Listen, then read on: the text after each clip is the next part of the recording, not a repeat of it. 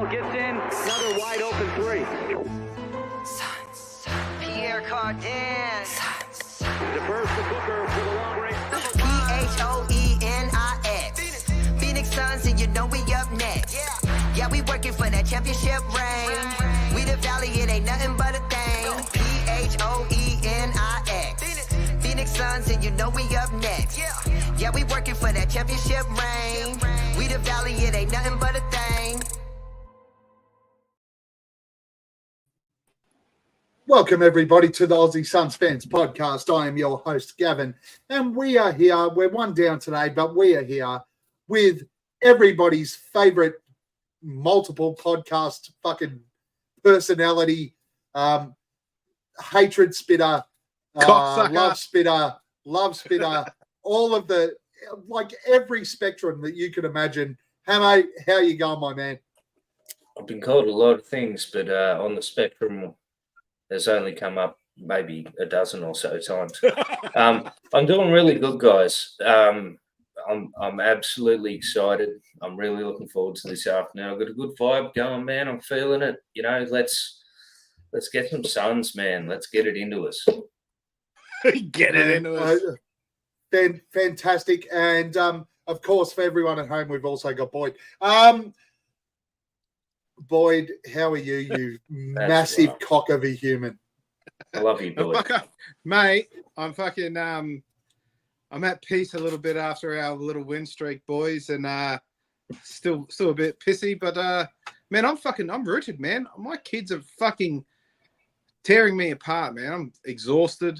I did my lawn. I know renovation. the feeling, but can you not sit here and fucking whinge about your life, mate? This is a Phoenix Suns podcast. Yeah, that's all right. Well, don't ask me how I am then, cockhead. Okay. Fucking tool bag. All you had to say was, yeah, I'm really pumped about being down in Melbourne in a couple of weeks for the watch parties. Hell, we have all yes. of the gear. The merchandise is here. The memorabilia is here. We are ready to roll watch party styles in 2 weeks' time on the 2nd of December in Melbourne to watch the Suns take on the Denver Nuggets. Hammo, you'll be here. Boyd, you'll be here. Like, on a scale of 1 to 10, eliminating the fact that, Boyd, both you and I have children that are eating our souls. On a scale of 1 to 10, how excited are you for that fucking weekend? Hammo? I am very, very excited. It's hard to put into words, man, because I've said it a few times. I've only ever, other than the people I actually know in person that I've then invited to the page, I've only ever physically met one person from the Aussie Suns fans, and that was Jared Humphreys, J Hum, when we did that 40K walk together. But I can't wait to come down. All you boys have met each other, man. You've all had beers, had a good time. I can't wait to get down there and enjoy that with you guys, man. I'm bringing the missus. I'm bringing another dude at least, maybe another two. Who knows? But it's going to be sensational. We are pumped to catch up for beers with you. Boyd, what about you? Are you excited, dude? You're looking forward to it? I did my lawns especially for you today because fact of the matter is I'm not going to let you inside of my fucking house. So the lawn is just as comfortable as you're going to get. I do my best work peeping outside windows, mate. So I'm quite at home. Just as long as I know the address, I'll get there. I'll be happy. But I am. Yeah, I'm not telling you the address. I'm just going to pick you up and drive you there. I'm not going to tell you what the address is. I'll follow the fucking smell, mate. If you try and ditch me, you have that stench, bro, and I'm going to get you. Well, yeah, no, but honestly, Hammo said he's only ever physically met one person from the group. I've only ever really physically penetrated one person, Gavin, and it's you, and I'm looking forward to doing it again. Round 2, baby. Yeah. You can fucking dream all your life, mate. That is all. That is all that is. That is a dream, and that is all it is. But no, people, if you're there, watch party 2nd of December at the Sporting Globe in Richmond. Make sure you're there. Come and see us. We've got heaps of giveaways. The exciting news that came out of since last week's pod is we also reached out to the big source, Alan Williams, former Phoenix Suns superstar towel waver. He's just up the road from us where we're going to be on that day. And he has given us the whole, hell yeah, I will do everything I can to come up and have just catch up with you guys. He won't have a beer because he's got to play that day, but the big source is going to come and check it out too and say hello to all of the fans that rock up. So that's exciting, Hell yeah, right? man. Hell yeah. I'm gonna tell him a story about my old captain on the footy field. We used to go to the Petrie pub every single home game. The Petrie pub's right near where we played, and captain would sit there and knock back 4 scoobies before a game and go out there and play fucking awesome, man. Get that bit of fucking lubrication into him.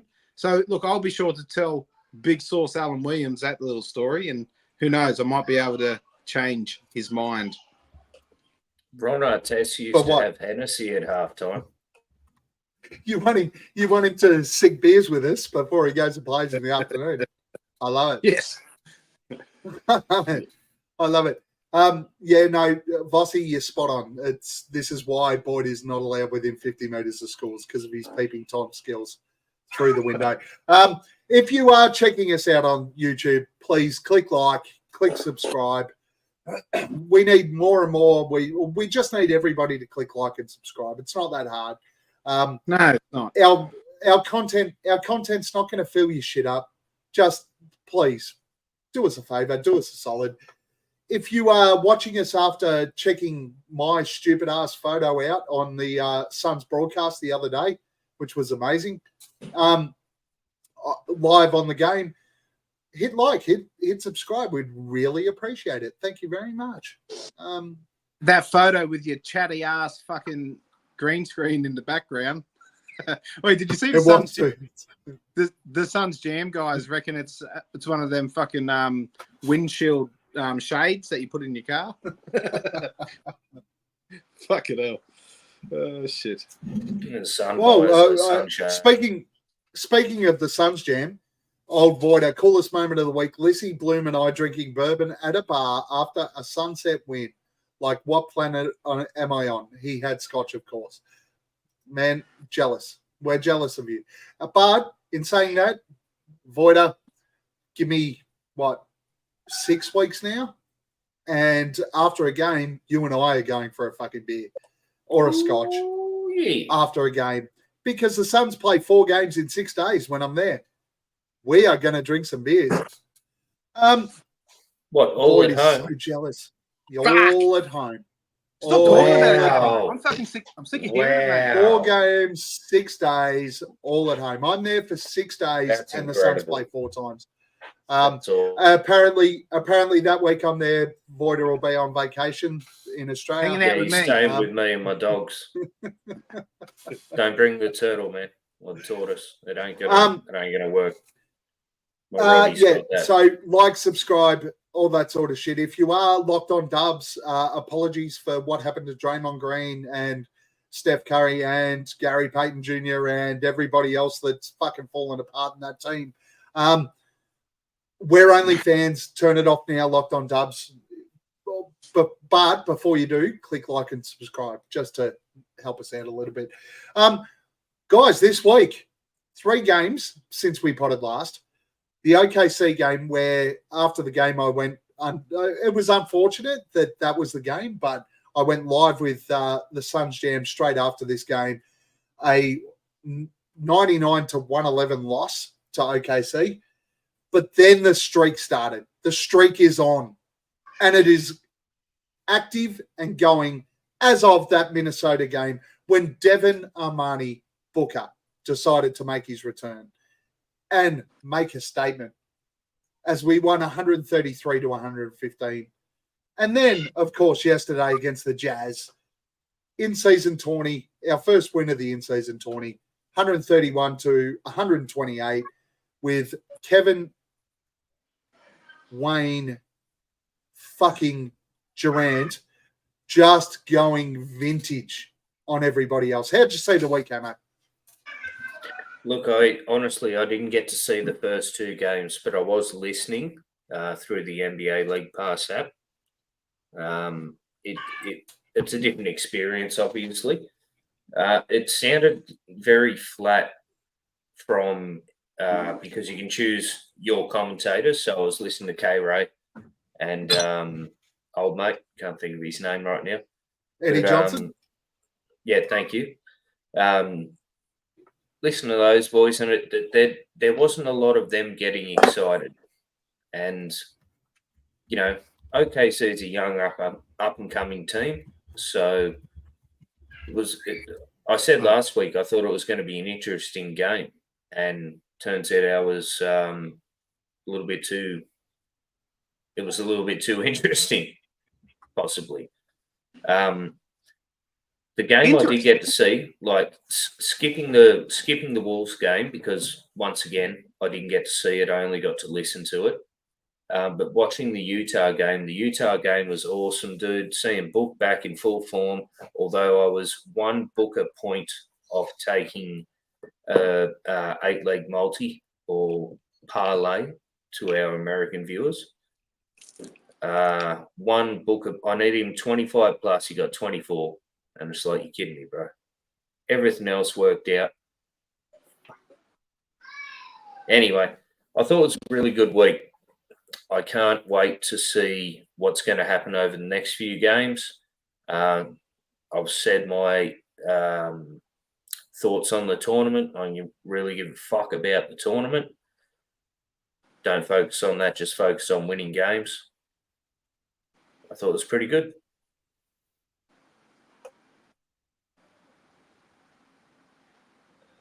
Gavin, you there, Gavin? You're on mute, Gavin. Hey, I blocked out the OKC game because it was a loss, a really frustrating one. I think it probably should have been a lot fucking nastier not in our favour.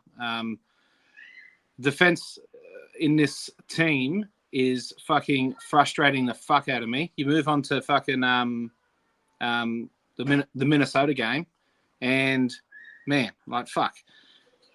Offense is fucking brilliant. Devin Booker, he comes in, right? He comes into this squad and he knows what we need. You look at all the turnovers and whatnot. He gets to. It's like he has a sixth sense. Whoa! What can't? Are you? Oh, wait! Are you trying to say that Devin Booker is a point guard? No, I'm not. I thought you were fucking cut me off because I fucking mentioned I wasn't. something that was out of your agenda. I actually wasn't cutting you off. I was going. Fuck. Sorry, man. Jesus. Well, no, but Devin Booker has a sixth sense, right? He's come in and as a point guard. He is the fucking medicine. And say all you want about Kevin Durant in yesterday's game against Utah and how efficient he was and how sweet he looked. But that doesn't happen if Devin Booker isn't out there, causing all the mismatches and making the game so much easier for Kevin Durant, as he does for the rest of the squad. There's something about it, man. I don't know. It's like he's got like a heat meter on every player around him, and he just knows. He just knows where to fucking get it to. It does my fucking head in. That sounds like the work of a point guard. It does, mate. It does. A floor general, if you will. Booker sees dead people. John just said. Yeah, given a little bit more time and experience, someone like Devin Booker could fill that role. Yeah, I'm sure it's possible in the future. Yeah. Oh, look, he's not because bad. Because I'm sure there's guys out there getting 15 assists with one turnover. Yeah, bro. The 2 games he's been back, we've been under 10 turnovers. I spoke about it a couple of weeks ago. Oh no. We're averaging nearly fucking 20, bro. And the last game, I agree, man. Nurkic had fucking 4 of the 8 total turnovers. We had like fucking 3 for the entire starting lineup, and it's because there's a fucking certain guy out there hitting cunts in the sweet spot. He's not fucking misreading. You know what I noticed? You know how there was a lot of fucking. We saw it with Kevin Durant and Nurk a few times when there'd be like a fake back cut and then back out and then going again, and then they just weren't on the same page. There was no fluency, if you will. I was going to say good, bad, or indifferent. No, but there was no fluency, and they were just missing each other, right? They weren't clicking. And you insert this one motherfucker, this big dick having cunt, Devin Booker, and everything clicks, and it's just like a perfect fucking Lego puzzle, one piece, and it's all fucking good. That's not would you consider him point guard like? Point guard like? Well, 15 assists, 1 turnover. Yeah. It's what he is. We don't look. Everyone's too scared since fucking to pigeonhole anyone as a certain position, because there's certain fucking podcasters out there. Positionless basketball. But if Devin Booker wasn't playing the fucking point guard, I was the first. Last couple of games, I don't know what the fuck he was doing, dishing out 15 and 1 turnover to fucking assist ratio. Ultimately, after the OKC game, Mr. Voider, Mr. Darth Voider, the cut and dry of Suns podcasting these days, Fester Adams looking motherfucker said to me, what is going to make a difference in our last quarters? And I said, the fix is simple. It's Devin Booker. And while our last quarters are still not great, not perfect, even with Book, they're a hell of a lot better and enough to get us wins in these last 2 games. So this guy has come in, and like you said, Boyd, 15 assists, 1 turnover. Book was shooting poorly in the first half against Utah. After that, he pushed his averages up. His shooting averages were better in the second half. We pushed it all up. This dude is, we are blessed as Suns fans to have Devin Armani fucking Booker playing on our team. You know what I got really pissed off with? In the first 10 games, 4 and 6, whatever, cunts. Fucking everyone saying, oh no, we just need one more back. KD can't do it all, fucking, we just need one more back. And then when we got the fucking one more back, we still fucking lost. And then it's like, oh, well, we just need fucking another one back. We just need a fucking another one back. Like, fuck off with that shit. What we needed was, we need the right guy to bring the best out in all these fucking players, right? And KD whilst he's a great playmaker, he's not that guy for us. It's Devin Booker, man. Well, played, and Voider and I spoke about it, right? What happened without Book and Beal was that we played ISO hero ball in last quarters. Yeah. And it was like, as good as KD is, ISO hero ball, it's not going to cut it when it's just KD. Yeah. Couple of years ago, maybe. You put Devin fucking Booker. You put Devin Booker on the floor, that shit changes. Because not only can he hit that shot, but he can set KD. And we saw against Utah, Book was absolutely smothered in that last play. So what did he do? He called KD out. He gave him the ball and he went, go one-on-one and hit that fucking shot. And KD stepped up, nailed the 3, game over. Because not to forget go on, boy. Of course, because he's not in a game where he's been getting fucking hacked and fucking abused every fucking second that he's bouncing the fucking that pumpkin. Of course, he's going to be. He might be able to. He might not be as bad. Might not be as tired. He might not be fucking exhausted from all the shit that he's fucking been going through. But hey, fucking Flex from Jersey on one of the post game pods, he said something about KD and the support cast isn't even a fucking a play-in team. It's a lottery team, is what he said. And emotions must have been really, really fucking high. But that's not the case. Like that's enough talent. It's just that KD wasn't the right piece. If it was Booker and the rest of them guys, we've seen Book carry us through it before. Book and our supporting. There's nothing wrong with our supporting cast, but if it's Not booked at with all. them, it's a fucking different end product. It's completely fucking different. Hang on, I'm still talking about this week's games. I think I'm about to fuck off into the next segment, Gav. So shut me up and fucking move me along. Okay, we'll move on to this week in Suns basketball. And Boyd, are you worried about Bradley Beal's back? He's out for 3 weeks now. Is that a real concern? Or can we carry it and all we need to do is make sure that dude's healthy for the back half of the year? What's your thoughts? No. We worried? Well, backs are tricky, and you're always worried about a back fucking thing.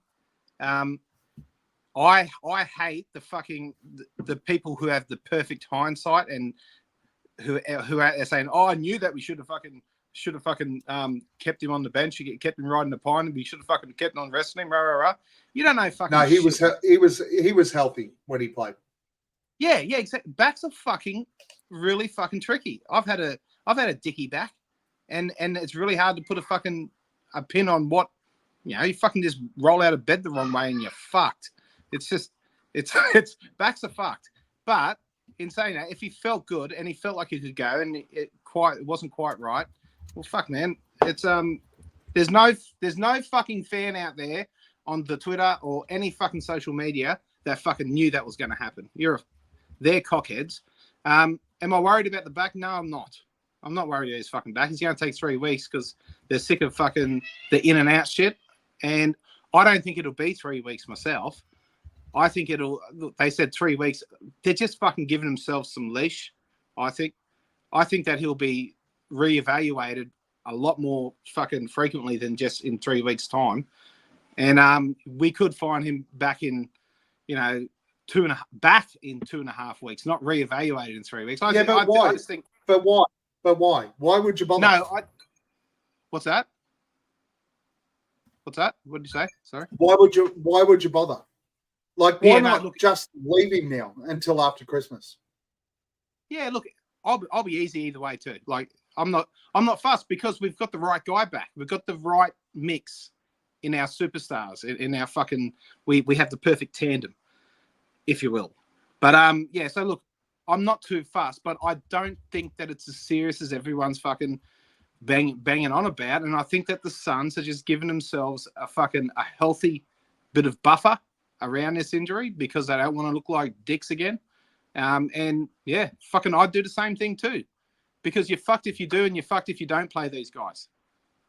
You're going to get fucking strung out by fucking a certain section of some fucking fan base. It's always going to fucking happen. So give yourself as much bufferage as you can. And if he comes back early, just put out a fucking story saying he is fucking great. It's a miracle, rah, whatever. Just fucking, I like what they're doing. I'm not concerned at all. Hammo. Look, I think it's all part of the play. You got I know you guys understand, but for people who aren't following all the rule changes and so forth, there's a lot of different criteria and things that have changed in terms of resting players. And as you brought up in the chat, Boyd, if the possibility that Beal would be a DPE, we might be able to get someone else, and how the legalities will work about that, because this is unfamiliar territory. These are all new rules that have come in this season with the other ones like your flopping rules and so forth. With Beal in particular, no, man, same with Book. I think Vogel's just playing the game. I put in the chat myself, I think it's subterfuge. I think it's just a little bit of, cloak and dagger kind of stuff. Like, oh yeah, his back's flared up again. He's got to sit out 3 more weeks. And then, you know what? It's probably going to be KD's turn next. And then he'll have an elbow issue or a foot issue, and he's got to sit out a couple of weeks. But the point is, Beal is there not to help us win games in the regular season, but to get us through the playoffs to that championship round. And we don't need him right now. I'm not sold that this is subterfuge right now. It's too early in the season. His back is giving him trouble. And I'm okay with him resting him until. Sorry, to be clear, I'm sure he is in some sort of pain, but I just think it may be the story may be embellished. But yes, no doubt he's in pain. I'm not even sure that it's embellished. I think his back is giving him trouble, but we need to put the work in to make sure it's right. Totally. I also think, as Boyd said, his back was 100% right when he played, but then he aggravated it again. And as you get older, and as Boyd said, as you get older, your back fucks up more. It is what it is.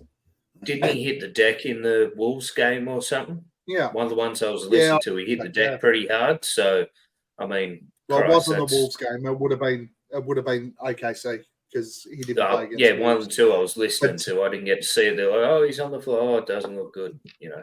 But I'm more than happy for the Suns now just to put him on ice until after Christmas. Make sure he does the treatment, does everything he needs. Let's worry about what happens after Christmas. Because as long as Devin Booker's on the floor, this team good. We good in the West. Boyd. We are good. And my tinfoil hat moment, Hammo, in the chat, that's me being a fucking a really hurt fan for years and years and years and years, and just trying to find something, a shining light in a fucking shitstorm.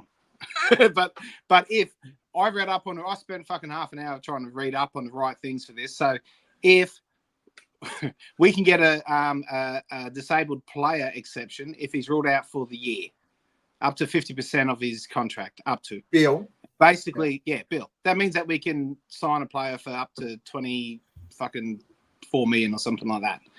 Then here's the caveat is caveat. The caveat. The carrot. Caveat. The sweet carrot. Caveat.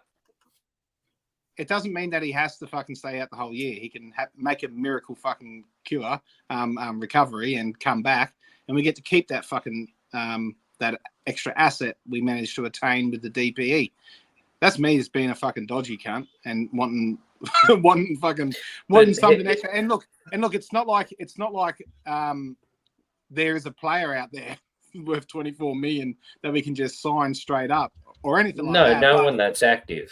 No. But in saying that, with the second apron and all that sort of shit, the least we'd have is some sort of a cap hold on that player, or just some sort of a hope to re-sign said player the following year, or the year after, depending on what that contract looked like. But yeah, that's the sort of shit that I was looking at that time, and it's probably flawed in a million different ways. But yeah.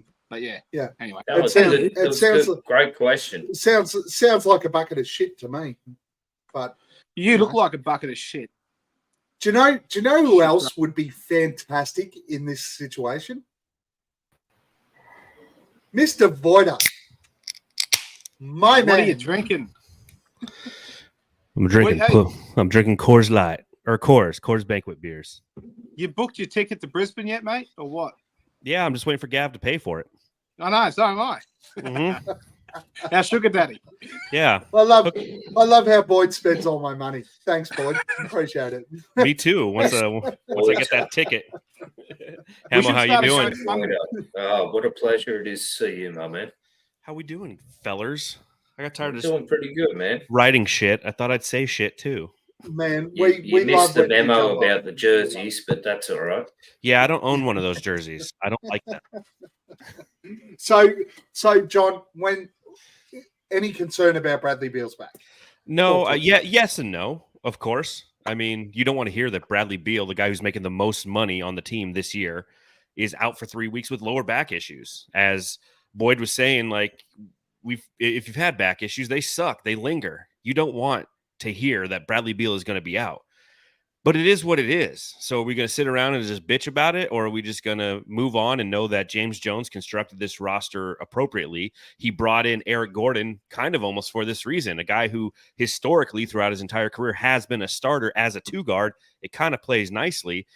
So concerned, yes. Upset, maybe. Frustrated, of course.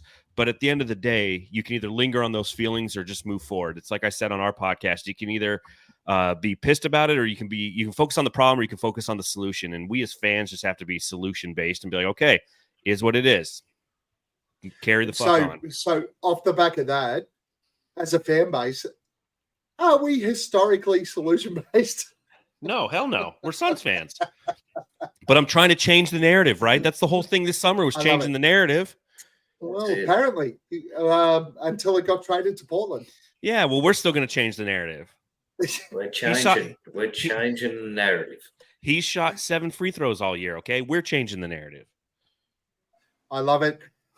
Gents, next question. And Voida, you and I discussed this when I was on Jam Session after the OKC game. Is Drew Eubanks passing Yusuf Nurkic? I'll let Hammo. I'll defer to Hammo first. Hammo, you go first. Is Drew Eubanks going past Yusuf Nurkic?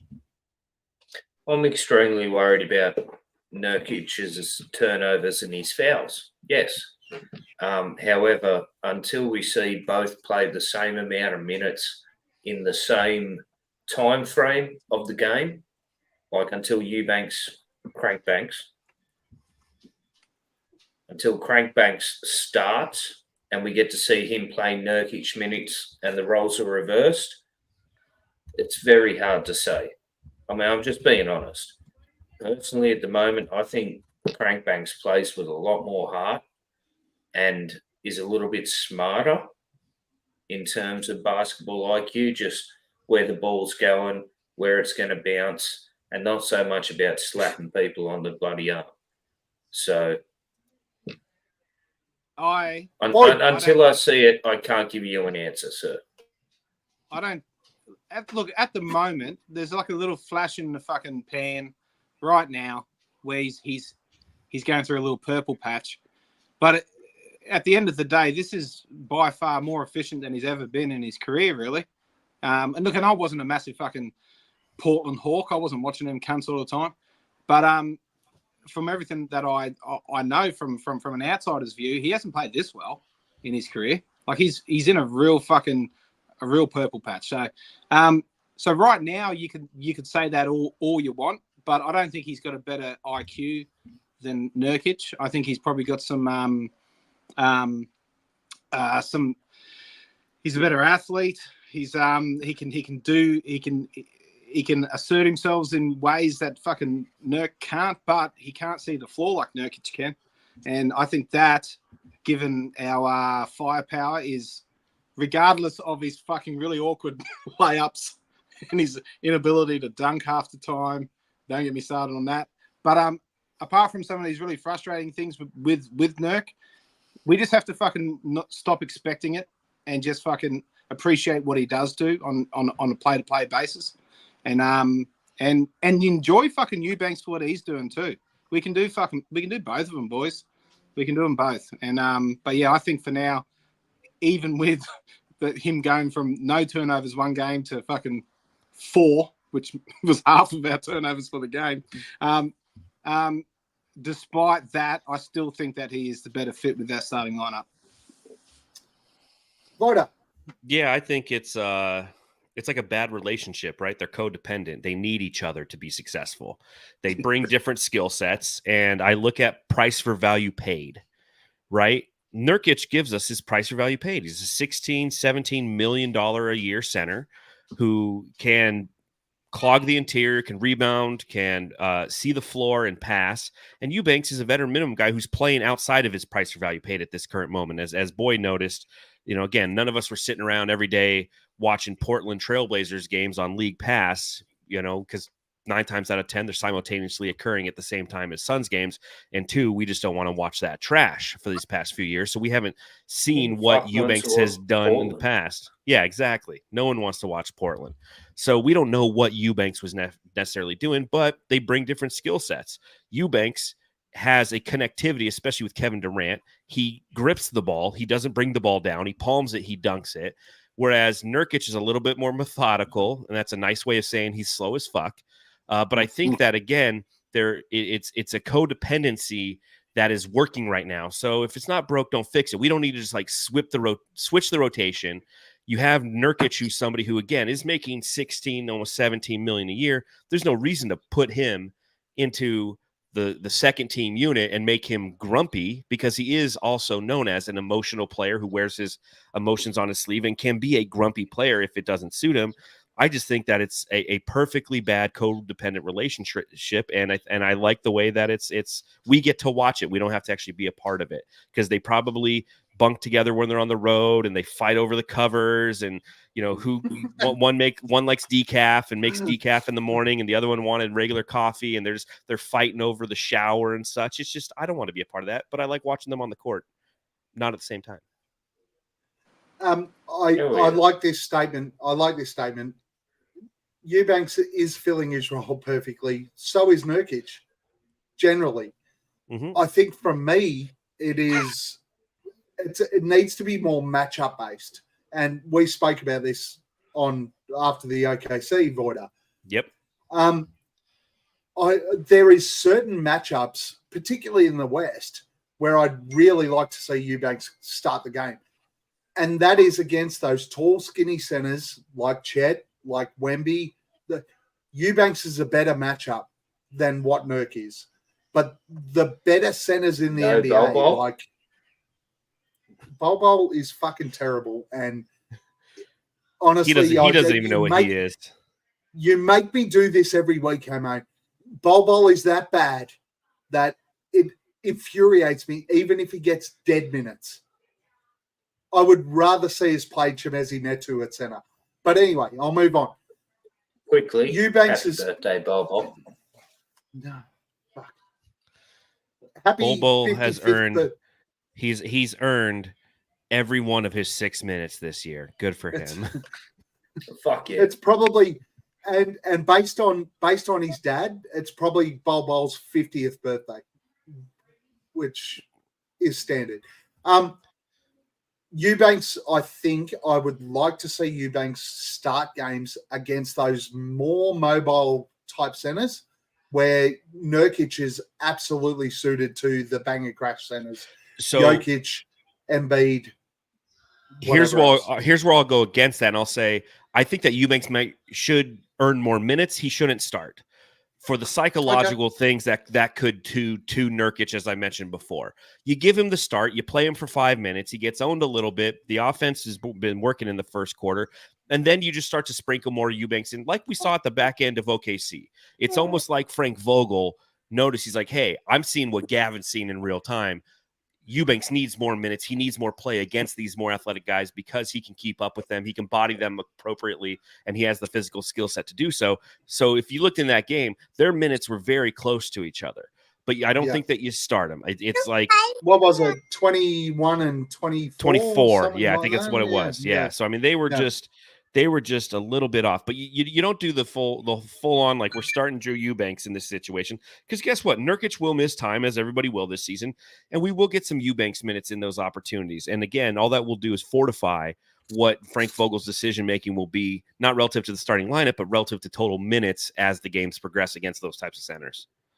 Yeah, and look, it makes sense, and I'm not adverse to keeping it the way it is, anything like that. I just want to see those Eubank minutes go up when it comes to those more mobile type centers.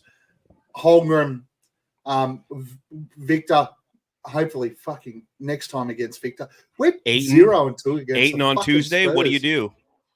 I'd play Nurk because Nurk has something to prove against Ayton. That's my feeling is... Pull up Weibo's comment. That's a good comment right there. It says, I see the Blazers' Twitter is getting sick of DA and his phantom screens. Yeah. Remember those? Nurk and Banks are doing what we need right now, just like John said, center by committee. that's why you start Nurkic, because he will be able to screen DA at will, and it won't happen the other way because of the lack of physicality that DA has. I'm really excited for that Tuesday game. Yeah, it should be good question. Good to watch. Yes. I don't want to argue on this longly. Who's the reigning MVP in the league? Joel Embiid. Who would you rather be bodying him up on a constant basis? Oh, Joseph Nurkic. Nurkic, every day of the week. Or Eubanks, or someone else? Nurkic. Okay. Nurkic, then Eubanks. And the only reason I wasn't going to Bol, man. I was actually leaning towards KD. The only reason. No, KD really would get destroyed on those screens. Yeah, KD. Yeah, that's the last thing you want to do is put. Why would you want to put Joel Embiid up again? A guy who's nearly 300 pounds against your 7-foot score, and you make him be butterfingers, man. He's not. He doesn't have great ball control. But anyway, we're going off topic. He's not an MVP for not having great ball control. But the one thing I love about Eubanks is he understands the minutes he plays. So he's more than willing to actually destroy somebody on a drive and cop fouls. He is so physical. I actually thought Nurkic would be way more physical. Nurkic gets soft fouls. Eubanks will hammer the shit out of somebody. Yeah, he tries to go through people. Oh, absolutely. And he's going to go, I'm here for 20 minutes. I'm here for 20 minutes. I'm going to give away a really hard foul every 4. And that's what I've loved about Eubanks especially over the last couple of weeks. All right, we'll move on. Next one. Let's talk the trade game, because there's been a couple of things being thrown around. Number one, currently the Phoenix Suns are the favorites to land Alex Caruso in a trade if the Bulls decide to blow it up, which we pretty much already know they are. I don't know. I read on Twitter. Oh. No, there was actual odds. It was like really? Vegas odds. Yeah, Vegas odds. And yeah, the Suns were the favorites. How is that fucking possible? It's not. And then the secondary thing that I read was the Suns looking at a trade with the Grizzlies. That was Nurkic and somebody else for Marcus Smart and somebody else. I don't know. But Bismack. those trade Adams. It was. No, it wasn't Stephen Adams. It was Bismack and Marcus Smart for Nurkic and Nasir Little. Do you really think that anything is going to happen anywhere between now and trade deadline with the Suns? And from me, this is way too early, right? I don't think the Suns are looking for any trades until they see the team roll out. But thoughts? Do you think the Suns will actively pursue Alex Caruso or a trade for Marcus Smart? No, Alex Caruso is a no. So for those of you who like to read, check out brightsideofthesun.com. I wrote a whole piece about trading for Alex Caruso. And the reason I did that is it's a good exercise because it's the first time that we've had an opportunity to explore what it would look and feel like as a second apron team to try to trade for a mid-level player who is going to be hotly pursued if the Bulls were to blow it up. The rumors out of Chicago, Zach LaVine, the offense is the same as last year. They kind of ran it back. It's still not working. Players like Nikola Vucevic, they're upset with it. And they're talking about, obviously, their biggest trade piece being Zach LaVine. Well, if that explosion happens, there's remnants around it that could happen simultaneously. That's where Alex Caruso comes in. You take a look at Alex Caruso. He makes $9.4 million a year. So the only way that the Phoenix Suns could trade for him as a second apron team is one, they'd have to be within 10% of his salary. So if you did a 1-for-1, there's only one guy on the team who matches that dossier, if you will, and that's Grayson Allen. He makes like 8.5, I think, or 8.6. The other thing that you can do is you can stack contracts. So this is the last year a second apron team can stack contracts in an effort to get one contract back. So the way that you could do that is you could take like a Nasir Little, who makes, I think, like 6'5", and you have to trade two of our veteran minimum guys to get within that 10% that Alex Caruso makes. You attach some of our assets to that, second round picks and whatnot, and that alone still isn't appealing enough, in my opinion, to the Chicago Bulls. If they're going to blow it up, they want to garner assets, they want to garner future draft picks, things of that nature. They don't want, I mean, Nasir Little, like high upside, maybe, the vet minimums. They're not going to want those guys. Caruso's value in a trade for the Bulls right now is extremely high. Exactly. We wouldn't be the only team bidding on him. That's why when I heard the odds said that we were the favorite, I just don't see how. I can see there's about 4 or 5 other teams. You take a look at OKC. All right, the assets they could throw. They could throw, a mid-level contract and, 3 first-rounders if they wanted to. I don't know if Caruso garners that much attention and draft capital, but I can't see it with Caruso. Would I like him on the Suns? Absolutely. What would we have to give up? Potentially Grayson Allen, maybe, but I don't know if the Chicago organization would welcome somebody who hurt Caruso and put him out for 25 games last year with a broken wrist on a chase down foul. That's my 2 cents. But are they? And I think the big thing is, what is the significant difference between Grayson Allen and Alex Caruso? In all due respect, one's a lot better defender. Perfect head of hair. This is true. This is true. I mean, one looks like Elmer Fudd, maybe. The other one looks like Ted Cruz. That one looks like Ted Cruz. Ted Cruz or Elmer Fudd. Pick your poison.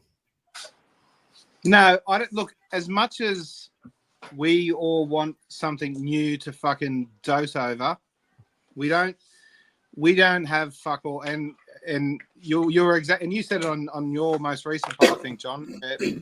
We just haven't got enough. We haven't got enough draft capital to do any of that type of shit. We can stack a couple of contracts, which aren't going to get us fucking Caruso because the talent doesn't match up in any way, shape, or form. They can't move any of them pieces to get further fucking draft capital anywhere else.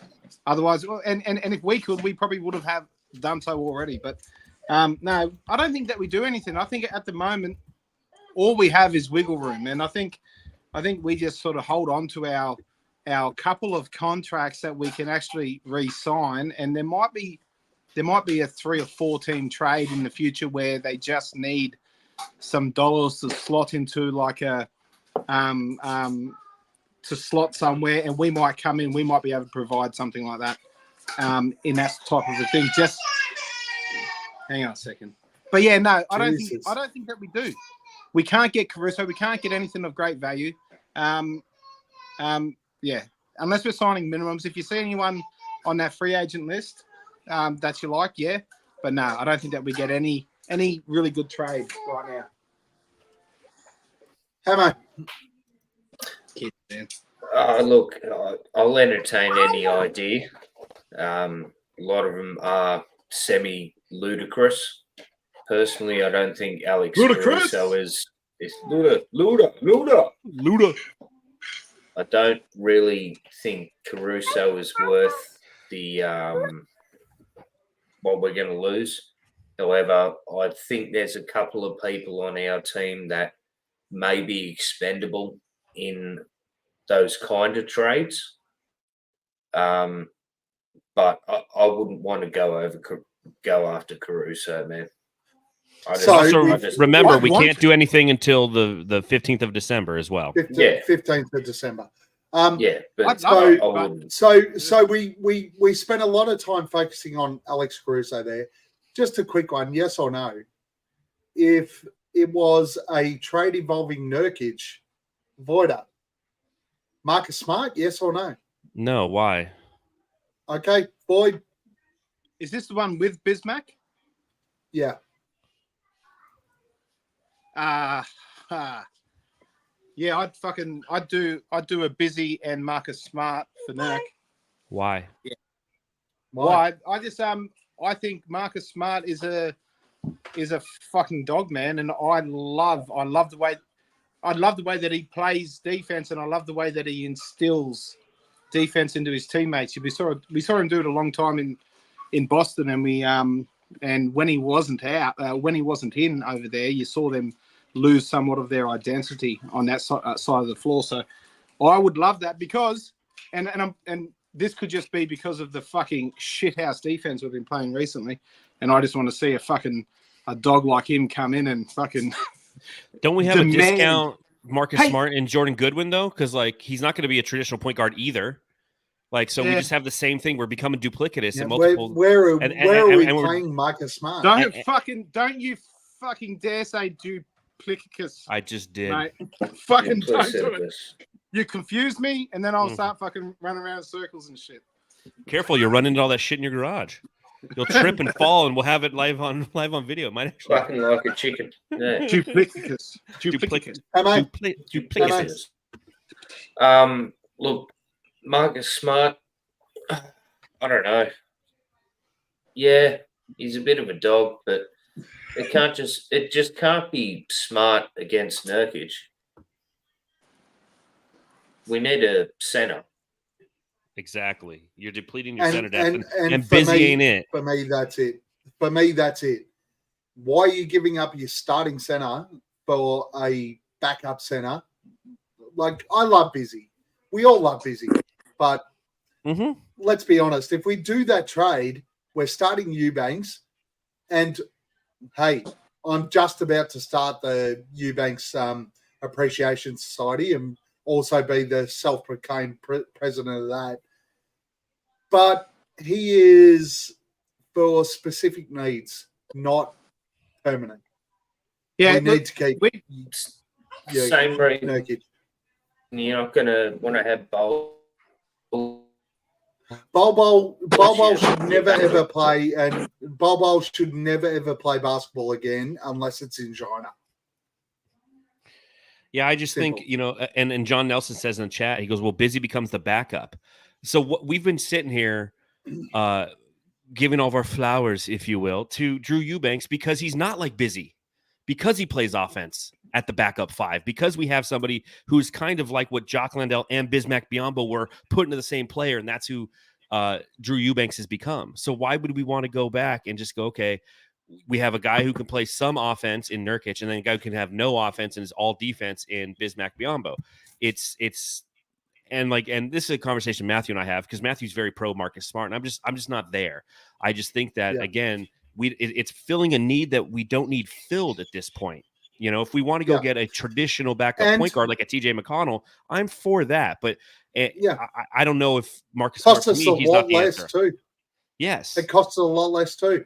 And fact of the matter is, Drew Eubanks, everybody loves him because he's playing the backup role.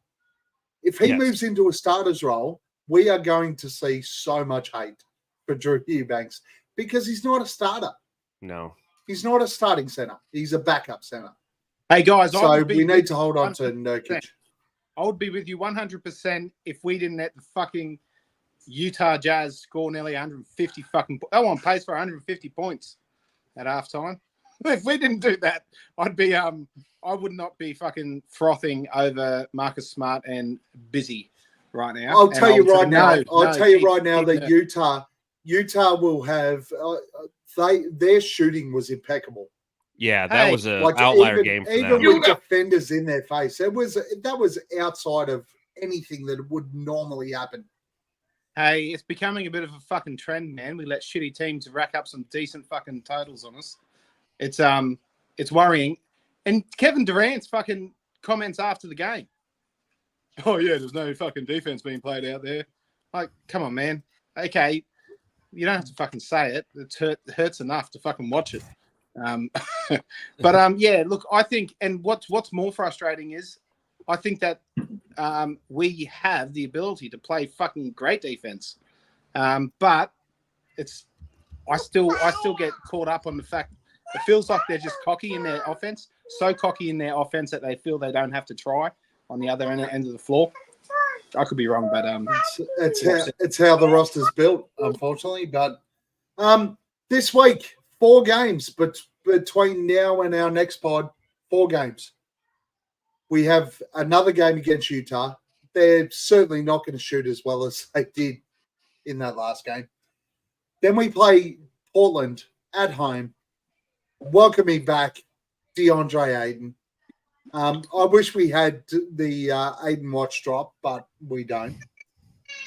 Then we play Golden State at home. No Draymond, no Steph Curry, no Gary Payton Jr. after today. And then our next in-season tournament game against the Memphis Grizzlies. What are we doing this week, gents?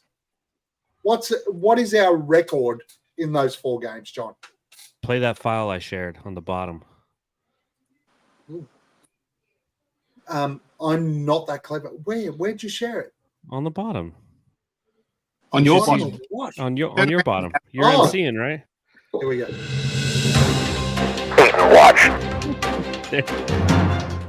There you go. God, I want to be cocky. I want to say 4-0. I do. I mean, Utah, that was an outlier game for them. I think that the Suns are starting to feel a little bit better about themselves. And then you're starting to see some, because Bradley Beal, they don't have to play the Bradley Beal guessing game anymore.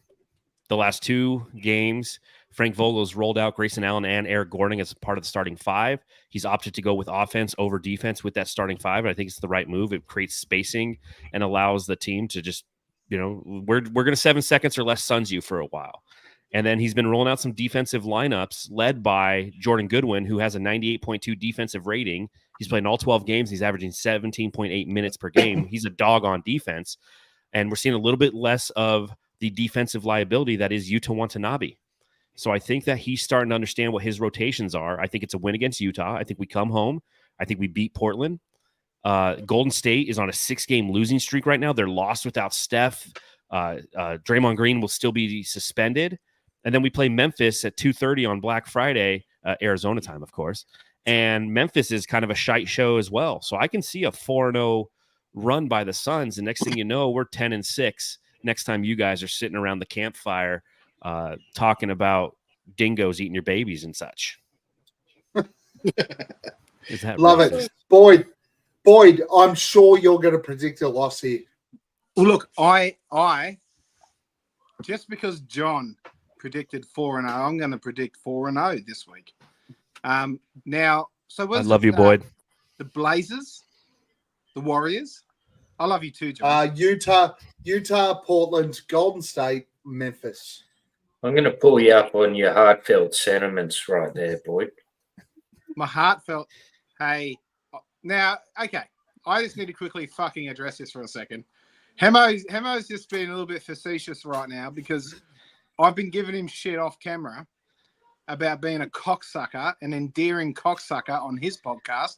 Whenever he gets a guest or someone fucking writes a comment, he's like, I fucking love you, man. You're fucking beautiful. Everything you do is fucking gold. And you're such a nice fucking shining star in my life. And I fucking gave him shit and I told him to fucking stop being a fucking cocksucker. And now, as soon as I fucking show a bit of man love, he's fucking on me. Well done, Hammo. Well done. Gotcha. Gotcha. Fuck me. Got him. Thank you, Hammo. I need to be Please playing continue. Oh, get on with it, Boyd. 4-0, cunt. Just fucking 4-0. Hammo. Yeah, look, I'm just going to go 4-0 as well. I mean, what's going on with the other teams at the time and the way we're rolling, I'm pretty good. Yeah, we're good for this week, man. It's actually a 4-0 week. I predicted the start of our first 10-0 run on our last pod. We did lose to OKC, but we're 2-0 since. This is the next 4-0 for me as well. I can't see how we lose any of these 4 games. So we collectively went 4-0. I've got a So question for you we guys. just won 16 games straight up. Yeah. For the first time in this pod's history, Matt. we have collectively gone 4-0. I have a question for you guys. Go. Straight off the fucking top of Voider's Chrome Dome. Do you guys think? I love that fucking thing. Look at it. Look how shiny it is. Wait, do you guys think? Can you? I'll need to see a photo of you doing that fucking festa where he opens his eyes up. Oh, will you get on with it? Anyway, Do you guys think right now Devin Booker is averaging 10.3 assists per game? Now it's fucking the sweet little spot. It's not going to last all year, most probably. However, just with the way that he's the synergy with his teammates, how many? You reckon it's a week? It's 2 weeks or 4 games, 5 games? How long does he maintain that average over 10 assists per game? And do you see it hanging around there or do you see it hanging around for the year? I think he's on a mission. I think that Book will finish the season with at least 9 assists per game. Yeah. Okay. Wider? I think it drops to about like 8.5. I just think that they'll Still be good. still fantastic. But yeah, that's where I think he'll end. Hammo? You're introducing another player when Beal comes back, and then you also got to think Damon Lee comes back, less minutes, so forth. So no, unfortunately, the average isn't going to continue. It may hurt his MVP chances, but as Damian Lee does not pass the fucking ball. Are you How kidding? long can he maintain? If he passes the ball, he turns it over. Did I mention assists? No, I mentioned minutes. How long can he maintain 10 plus assists, guys? Not fucking long. 2 weeks? I don't know. I think 2. 4. I think 2 weeks. 2 weeks. Oh god. Yeah, I mean he's at 10.3. Like he's on the border right now, right? I mean, yeah. I reckon it's a week, but I reckon he hangs around the 8.5 to 9 per game for the season. Yeah, I think he'll average over 9 per game. Particularly once Beal's back and all 3 are playing, Devin Booker's 9.5 a game, and will still score 28.5 because he's sorry to hijack. Gents. Now that we know what the stock market does, and Voider, I apologize, I've still got 3/4 of an article ready to go. One of these days, buddy. One of these days. Now that we've got the stock market rolling, and you guys know, how about we roll into that? Go. And talking about Devin Armani Booker, we have not judged him yet on the stock market. So I'm going to start with Voider. Devin Booker, stocks up, stocks down. Are they holding? Up. And are you buying or selling? What are you doing with Devin Booker? Stock up and buying, man. He is the foundation of Armani Mode's fantasy basketball team, which might beat Boyd this week. Even though you gave me some shit in the chat when you're like, oh, that shit's not going to help you, buddy. I still might beat you, motherfucker. And it all comes down to Devin Booker. Boyd? Hey, so I think that they're up. They're up nicely, actually. But and usually when the stock goes up, I usually wait for a dip before I buy, but I don't see the cunt dipping. Man, I'm buying. And I'm going to buy as fucking much as I can because once the fucking national media get a hold of him and put him in the top 5 MVP candidates and all that sort of shit, top 3 even, you're not going to be able to fucking afford to buy any fucking Booker stocks. So I'll buy as much as I can right now. Hammo? I can't believe it's taken this long to get to Book. I would have really loved to get him when he was cheaper. Yeah, definitely his stocks are up, man. They are soaring. And I am buying 5 times on Booker stock, much like I did in the fantasy league last year. I absolutely agree. And I am buying now because those stocks are only going up. This dude is about to become next fucking level. So buy now, people. If you want stocks on Devin Booker, buy now because these stocks are going to be next level and way too expensive for your taste. You like that, Boyd? You like that? That's it. That's it. There's me as Fester as Halloween. Who's Wednesday? That's my wife. It's his That's your wife, wife? man. She looks fucking Jeez, great. boy. She looks too good for And you, I'll man. tell you right now, This I'll is tell We're you all right thinking now, it. We're all thinking it, but Boyd's you wife, asked it. Boyd's wife is so fucking amazing because she puts up with him. These are all correct facts. How good is it to be punching Voider? Fuck yeah. Above my weight class. Punching way above it. It's awesome. Voida, Yusuf Nurkic, up, down, buy, sell, hold. Where are you? I wouldn't say up or down. I'd say he's just holding, or yeah, it's holding steady, and I'm not selling his stock either. I think it's, it comes down to that word fit, and I think the fit has been ideal. Like, yeah, he had 2 consecutive games this week where only scored 3 points, but he's spacing the floor. He had 0 turnovers in a game. Is he a great center? No, but we're getting the price or value paid. I was talking about it on our last podcast. You look at the guys who are being paid around the same pay bracket that he is, and it's like Mitchell Robinson and Nikola Vucevic. Last year, DeAndre Ayton is up around, Anthony Davis, Joel Embiid, Jokic. I mean, he's that max center guy. So when he had one of those duds, you're pissed off because you have higher expectations. I don't have these super high expectations for Nurkic. So I don't think that his stock's falling or going up. It's just holding steady, and I'm holding on to it. Boyd, Yeah, look, I think Voida, you're right again, man. I'm just gonna keep copying you, mate. Stop kissing my ass. I can't help it, man. I just love you so much. Just kiss the top of my head. Just fucking. I think we are. I think he's holding, and I'm holding, and I'm holding you. Hey, touching me, Jesus, touching you. And I think that some people may be thinking that his stocks are down, but I think they're getting caught up in how high fucking Eubanks have risen, and that doesn't necessarily correlate to Nurkic stocks going down. So question on that, right? Like, so many people who think that Nurk's stock is down, like, what are their expectations of a center in the NBA? Like, have you watched any other team? We've been stuck watching DeAndre Ayton for 5 years.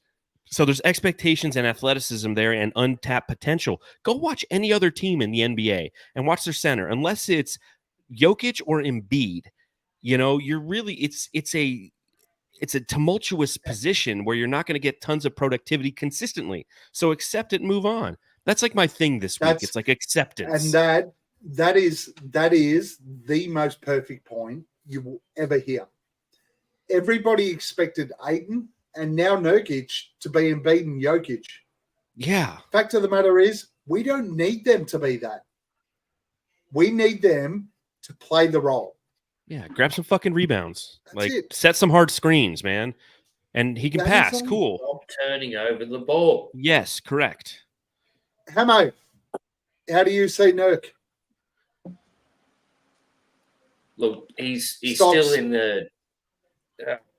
the teething process, man. We did this on week 3. I had him at a hold then. I've still got him at a hold now. I'm not willing to sell or buy just yet, so I'm going to keep him at a hold. Fact of the matter is, they're up or down. I'm just saying. Fact of the matter is, I think as the year goes on, this is going to be Nurk all year. Where they're always going to be holding. There's going to be no wild fluctuations over whatever he does. He's going to be solid. He's going to be steady. You're not going to sell. You're not going to buy. But he's just going to be Nurk. Yeah, Coda's got it right there. Nurk is solid. Coda's solid. This one is interesting to me, though, particularly over the last week, because we haven't done it for a little bit. John, Coda Bates Diop. Ooh, that's a good one. I'd say his stock is up, and I'm holding. He's navigated his way into the starting lineup for obvious reasons. He has the physical tools to do so. Stock is up because he had a block to end the game against Laurie Markkinen last night. So he, obviously that's why it's, he's getting a little bit more play on the Twitter when people are watching the highlights. And I think he's a good complementary player. I don't think that I would sell or buy him at this point. I still need to see more, obviously, from KBD. Obviously, he's out of the starting lineup because they're going with a more offensive mindset, but he does provide quality minutes, and he's somebody who is, in the preseason looked discombobulated. Doesn't look discombobulated as once it started counting. He's been playing very well. Before we go to Boyd, anyone with questions without notice, throw them in the chat. We can throw them up and answer them. Boyd. Oh yeah. Yeah, look, it's hard for Diop's fucking stocks to not go up at the moment, given his, as Void was saying, given his shitty fucking preseason, and then not getting minutes, and then coming in and he just has to have a couple of fucking highlight plays, and his stocks will go up. But I think I'm holding as well. There's still a lot of things that he hit a couple of key threes. But I'm still waiting for the Diop to start his them sneaky back cuts and all the stuff he was doing in a Spurs jersey, which I think he's going to work really well around in like a Mikal Bridges type of a role, feeding off of the other guys in their gravity and just feasting there. I'd prefer us to get our threes shot by some of our other sharpshooters and for them to start knocking them down, actually, Utah. But, no, I think I'm going to hold for now. But, yeah, I think they're up. Hammo. Once again, we did this on week 3. I think I said they were down, but I was holding. I also believe they're down. That is not Suns related, John. Damn it. But I'm holding. I think they're down again this week, but I'm still holding. I'm losing money, but I'm holding. I think that KBD stocks are up, but they're only slightly up. I'm going to hold. Not willing to sell them off. It's great to see him in the starting lineup. He's doing really well, especially defensively. His length defensively has been really impressive, but his length defensively is great. But he needs to do more to really make it worthwhile buying. Do I trust enough that I'm going to buy now because his stocks are low? Not so sure. Someone else who's played a few minutes this last week, I guess, Nasir Little. Voida. Holding. I mean, he only had played meaningful minutes. I think he had 12 last night. Hit a big 3, which was great. But outside of that, we're not seeing a lot of Nas. And maybe it's something that we will start to see as Frank Vogel tries to put some athleticism out there, coupled with some of the defensive lineups that he's trying to put together. But hold on nasty Nas. And I'm gonna go.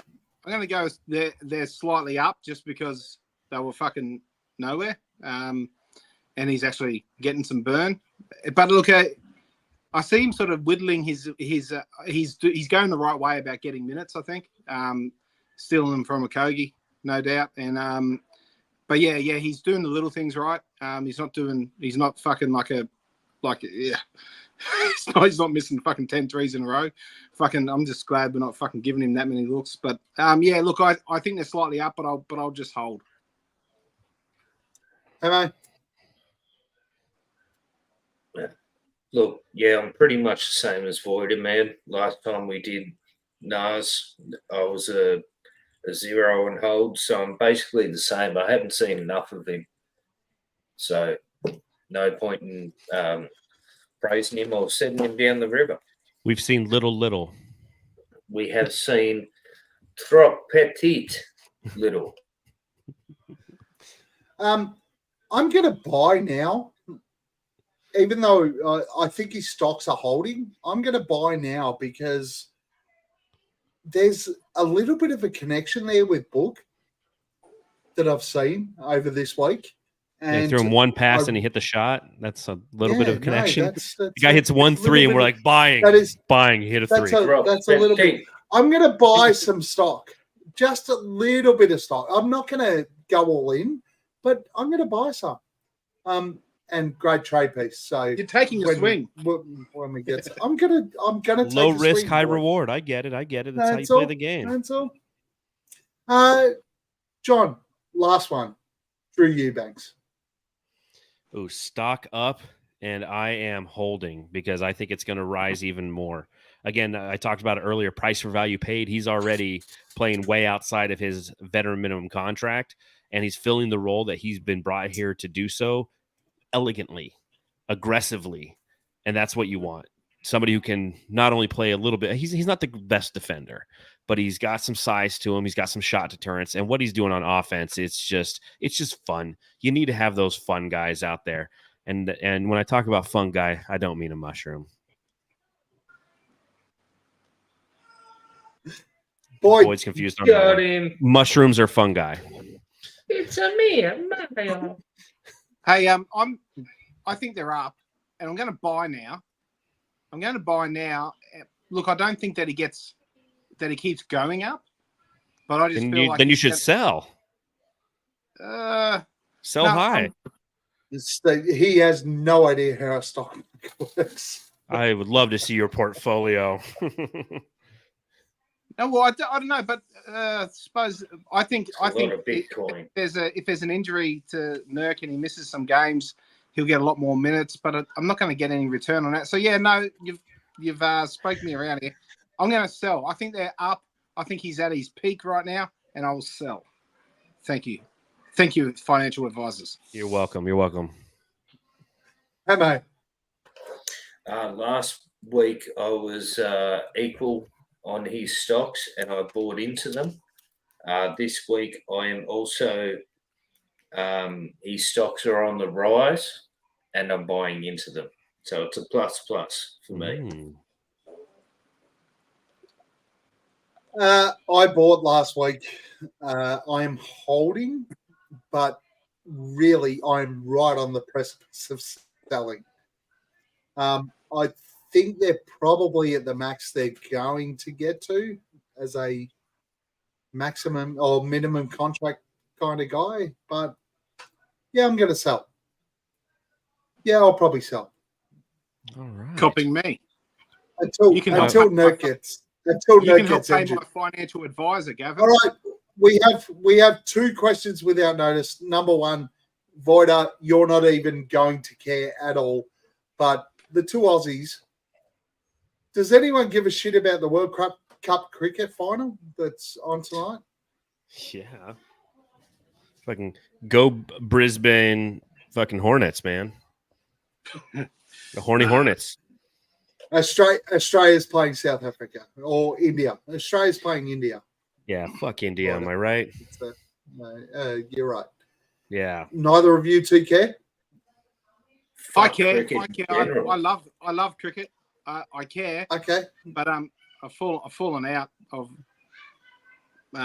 watching it all the time. I am going to watch. Fuck that shit. I'm going to watch it, and yes, I care. Voida, which Suns players do you think pick their nose? Bowl guaranteed.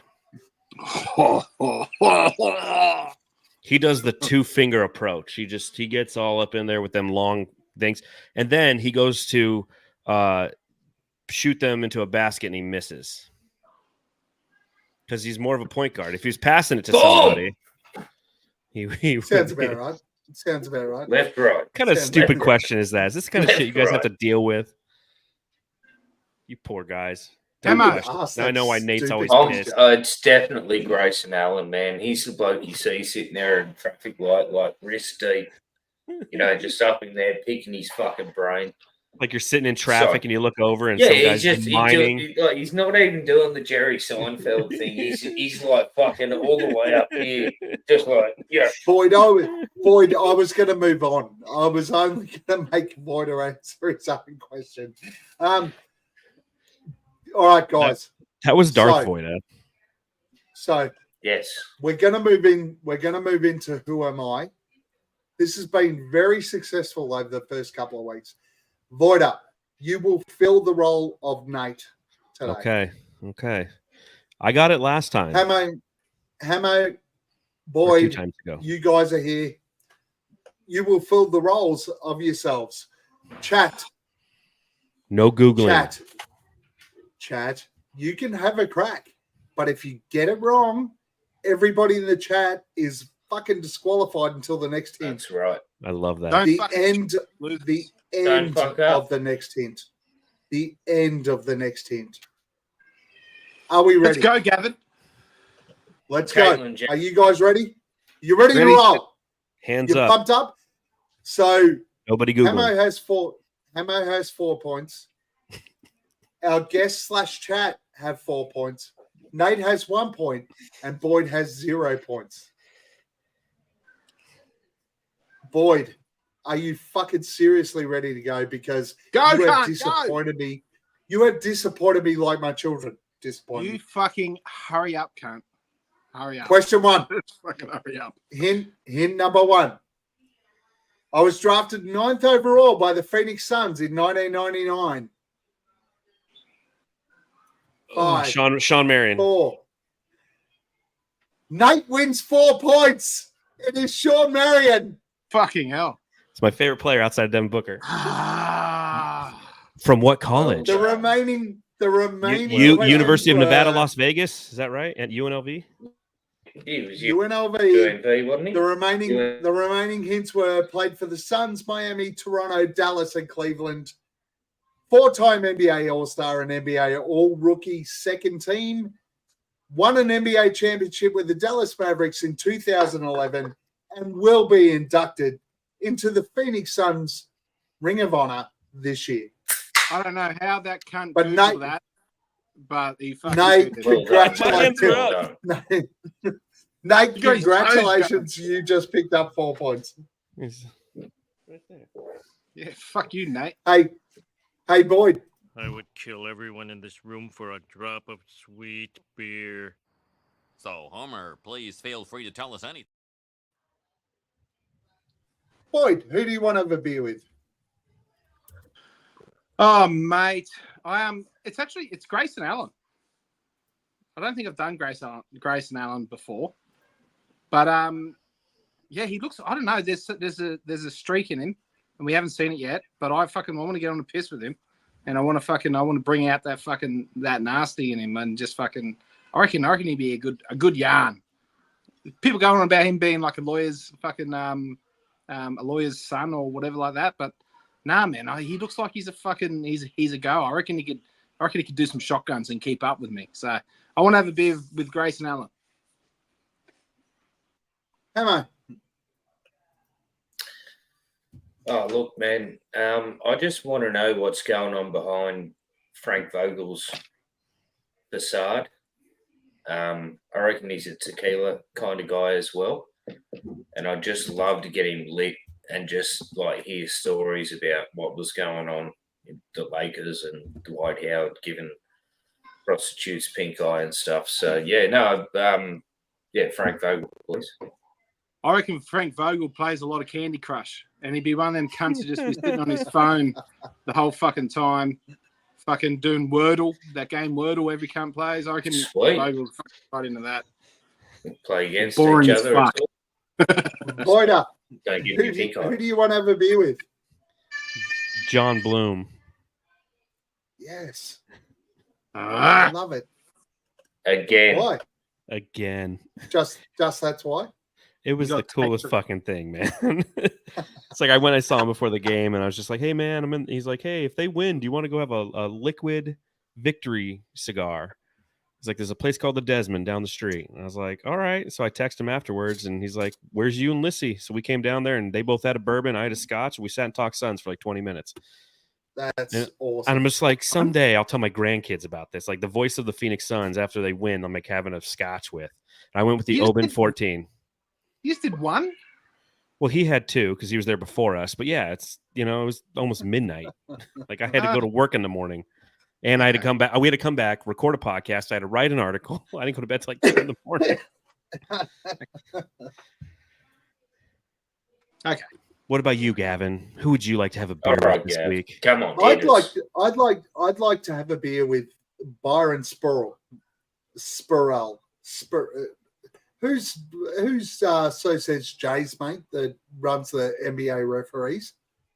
Yeah. Sure. Byron Spurrell. Yes. No, Dude, just because Kevin Durant plays for the fucking Phoenix Suns doesn't mean you can fuck. What happens to Kevin Durant on a drive is illegal in most of the states in America. Not Hawaii. I know you don't Alaska, want though. people. I know you don't want people going the foul line all the time, but if it's a foul, it's a fucking foul. Call the fucking fouls. Do your job, dude. I just want to go and have a beer with him, have a discussion about this, and make sure that he understands that calling a foul is okay. And then Why would are all your would you beer flog him? whiffs? Why are all your beer whiffs like flogs, just disguised as Mhm. beers? He's an angry individual. Yes. Because I just want to have a beer, discuss it over a beer, and explain why. And then finish the beer and then smash the beer glass and then put it to the side of his face. Time for the flog of the week, and trust me, they are ugly, very unattractive. Google their face when you're done here. That's actually true. That's kind of really why. Have a beer and glass. Is that a foul, bitch? Hey, who's your flog of the week? Well, you think it may be obvious and say like Draymond Green, but I'm actually going to go with Rudy Gobert. He wanted to throw himself in a in the... headlock. Hear me out. He threw himself into the middle of the mix thinking, I'm the biggest guy here. You know? All of a sudden, Draymond Green comes around, locks him up. He's sitting there waving to the referees. It's like, well, you got involved in a fight and now you're waving for the referees. Like, this isn't fair. So Rudy No, Gobert you're- because he's a pussy. Because he's a flog. Yeah. He's a pussy. There's no other like box you need to tick to be a flog other than being a flog. So he's a flog. Boy, 3 flogs. You shouldn't be mean to people because they're fucking weak as piss, mate. All right? You shouldn't just be mean to people. That's I'm going to be mean. That Hold is on, true. Boyd. That's not true. I'm going to be really mean to you after Ash puts you on your ass. I'm gonna floor that cunt, and you guys. I should all am feel going bad. to be so mean to you. After Wait, you and you Ash should all had the feel fucking run off, bad for putting him I in a am position. going to be so mean. You guys have fucking backed this guy into a corner to take on fucking rugby league. I didn't do extraordinaire. shit. Like And when I'm you gonna come back fucking- to I'm gonna hammer that when you cunt. come back after he put you on your ass, when you come back to my house and you're When you asleep, wake up. I'm going to come out and Teabag slap me. you in the face. I'm going to slap you in the face as hard as I can just to wake you up and go, Ash whooped your ass. Okay. And that is it. It's going to be a Let's get on turkey to my slap flog. too. My flog. My flog is your running dog, Matthew Lissy. Oh, He never fucking answers us when we fucking ask for people to come on and guess. It's always you, John. Thank you, mate. It's because I don't have a life. And the cunt fucking doesn't bend his brims, and it pisses me off. Anyway, that's it.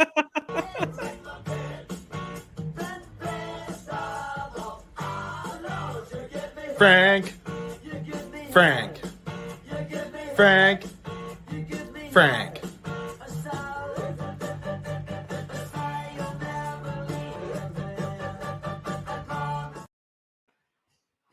2 boys, 1 Apologies. screen. apologies to Matthew Lissy for the absolute drive-by. Voida, who's your Fucking plug of the fat week? Brit- I want to flog. He's not fucking. I want He's to. not 15 years old. I want to flog Boyd's kids.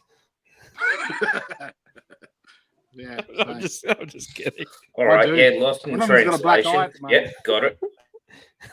I want to flog whoever was in charge of the in-season tournament courts. I'm just not feeling. Oh the vibe. man, they're so bad. Yeah, I'm just not feeling the vibe. Like, I get it. I get every aspect of it. Just it ain't me, babe. You know, see, it ain't me. And that's okay. That's just a me thing. But I want to find that person and flog them a little bit. And they shouldn't get hired to do it next year.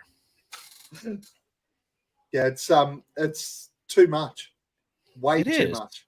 Like, I went to the game against the Lakers, and watching it live, you're just like, dude, this is fucking. What about the Bulls court?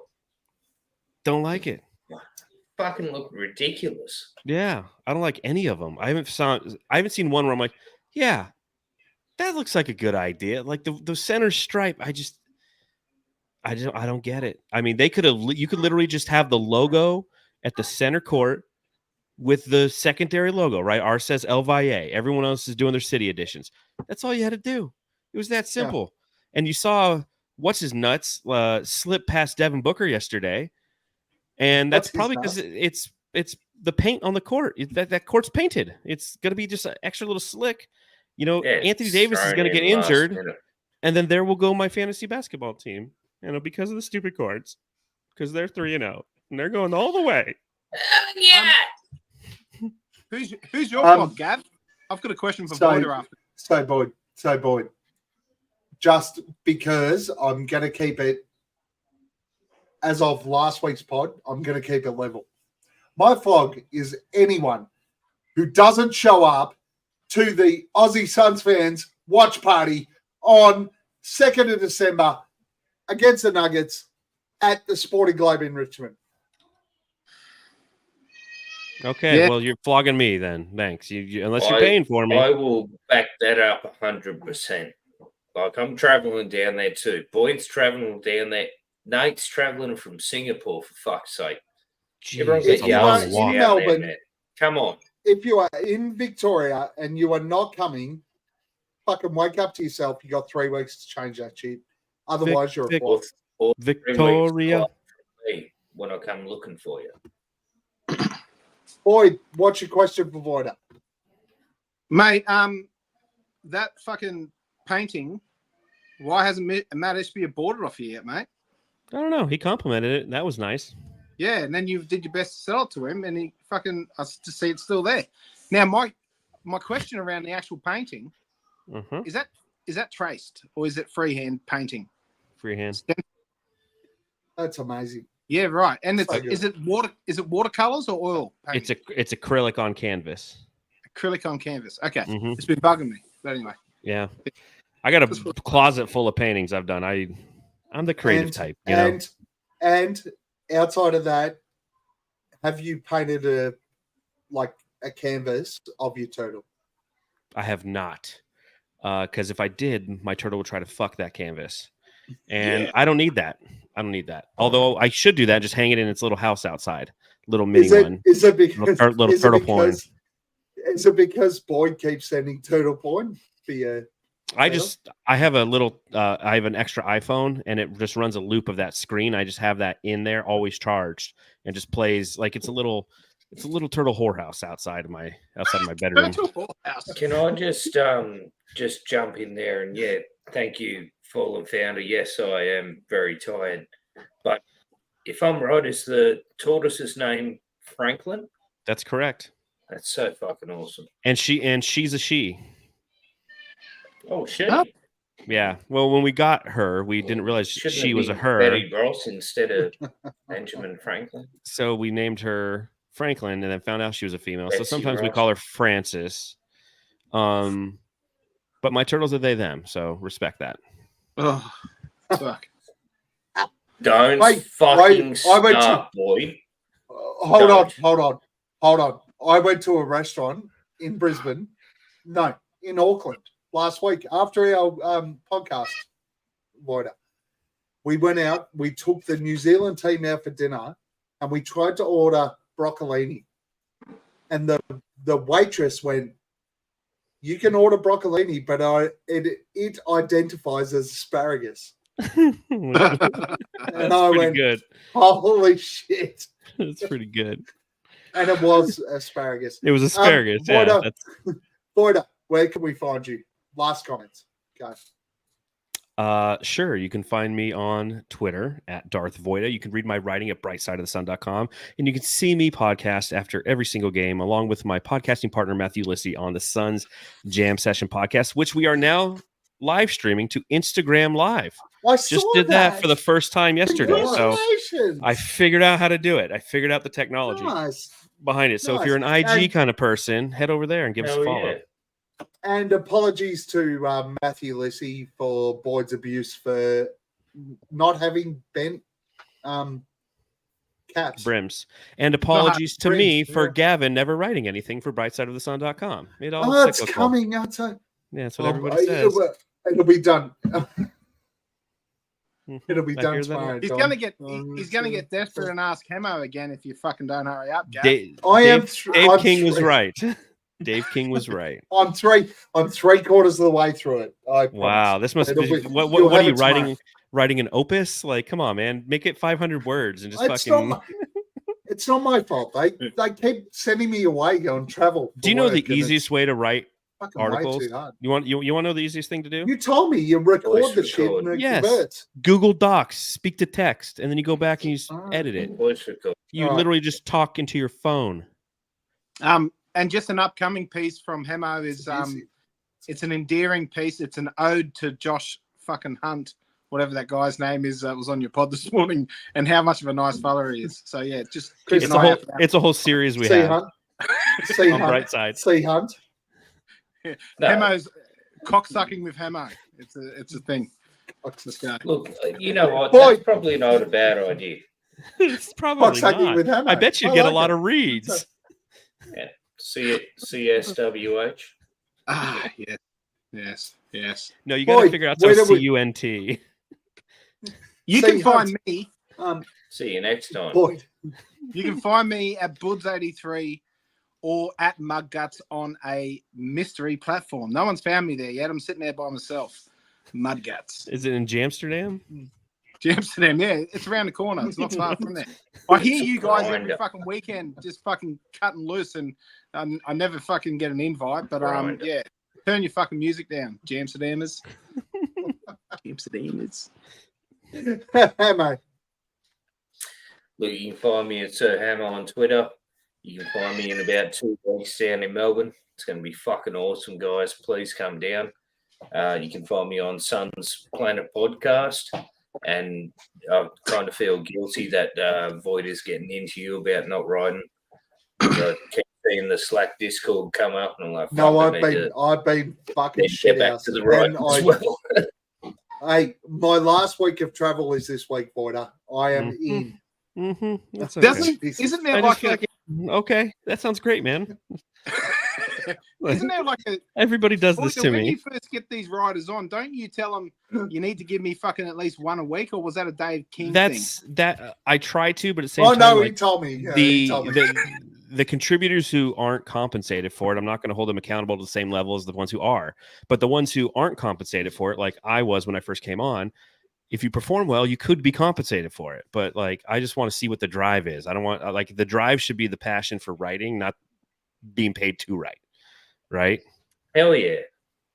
Wish I could. And honestly, if I was that good of a writer and was putting money, like earning money, I'd rather give that back to Brightside, man.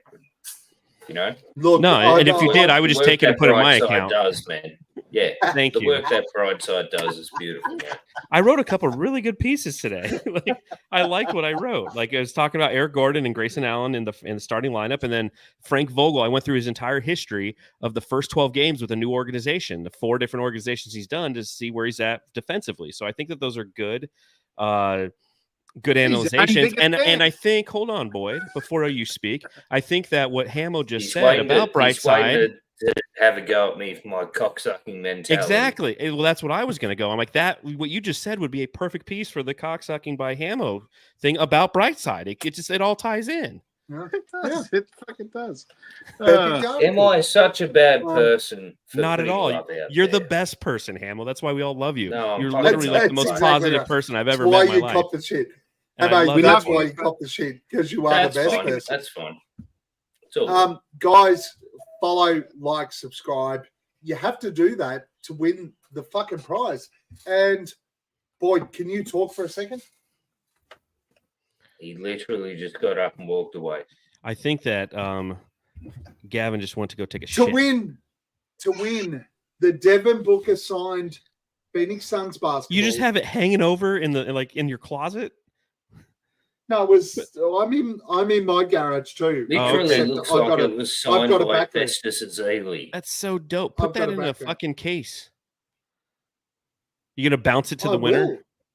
I'll get it. I will get a case for it. Just I make will sure also you get a don't case turn it for over.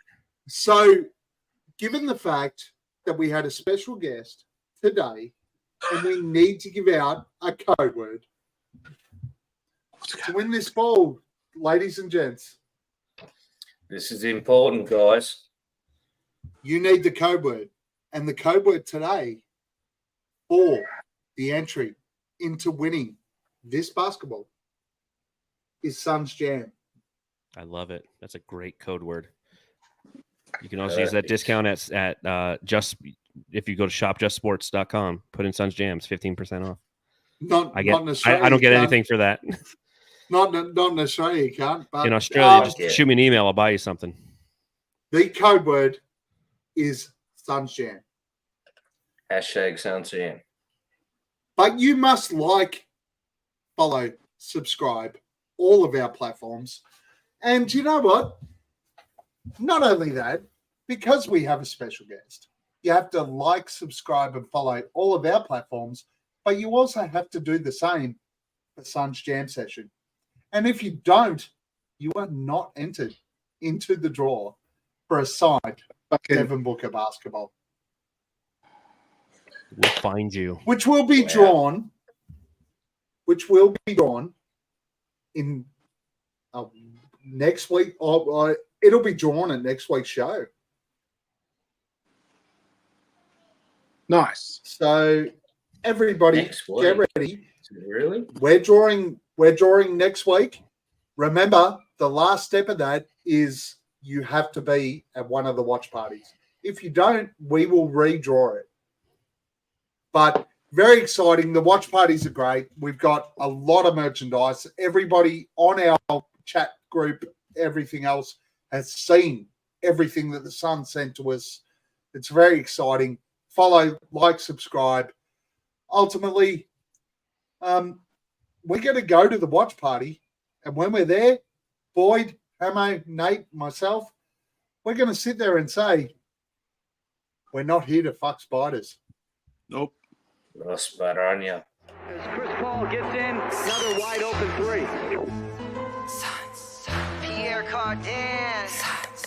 Diverse Booker for the long range. Phoenix. Phoenix Suns, and you know we up next. Yeah, we working for that championship ring. We the Valley, it ain't nothing but a thing. Phoenix. Phoenix Suns, and you know we up next. Yeah, we working for that championship ring. We the Valley, it ain't nothing but a